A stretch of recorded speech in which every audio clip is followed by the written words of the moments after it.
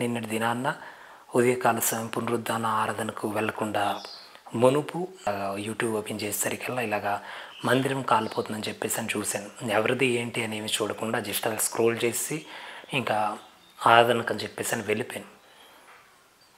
ఈరోజు మరలా గంట క్రితం ఇన్స్టాగ్రామ్ ఓపెన్ చేసేసరికి గొప్ప గొప్ప దైవ సేవకులందరూ కూడా ఆ మందిరం కోల్పోయినటువంటి దేవుని సేవకులకు వాళ్ళ యొక్క ఆదరణ మాటలను తెలియపరుస్తూ ఉన్నారు. Hosanna Ministries pastor John Wesley అన్నగారు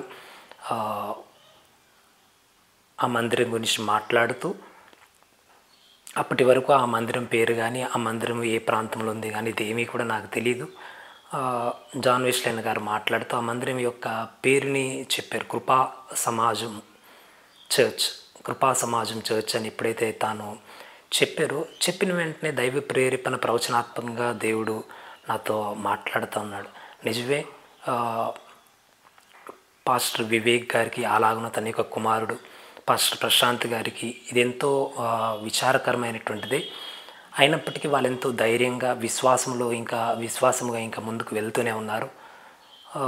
అయితే ప్రవచనాత్మకంగా దేవుడు ఈ యొక్క మందిరం గురించి సంఘానికి ఏమి హెచ్చరిస్తున్నాడు అనేటువంటిది దైవ ప్రేరేపణ ద్వారా నాకు తెలిసినటువంటిది, దేవుని యొక్క మెల్లని స్వరం ద్వారా దేవుడు వివరించినటువంటిది ఏంటి అంటే, దైవ ప్రేరేపణ బట్టి వారు పెట్టినటువంటి పేరు కృపా సమాజం. ఆ కృపా సమాజం అనేటువంటిది మొన్నటి దినాన్న కాలిపోయింది. దాని గురించి ఆలోచన చేసినట్లయితే కృపాకాలంలో ఉన్నటువంటి యావత్ ప్రజానికం అలాంటిది ఆ కృపా సమాజం అనేటువంటిది మొన్నటి దినాన్న కాలిపోయింది. అనగా ప్రవచనాత్మకంగా దేవుడు సంఘానికి హెచ్చరించేటువంటిది ఏంటి అంటే, కృపాకాలం అనేటువంటిది ముగుస్తుంది. కనుక యావత్ సంఘాలన్నీ కూడా ఏకముగా సిద్ధపాటుగా దేవుని యొక్క రెండో రాకడకు ఎత్తబడేటువంటి వధువు సంఘము సిద్ధపాటు కలిగి ఉండాలని ఈ యొక్క సమయాన్న దైవ ప్రేరేపణ బట్టి హెచ్చరిస్తూ ఉన్నాను.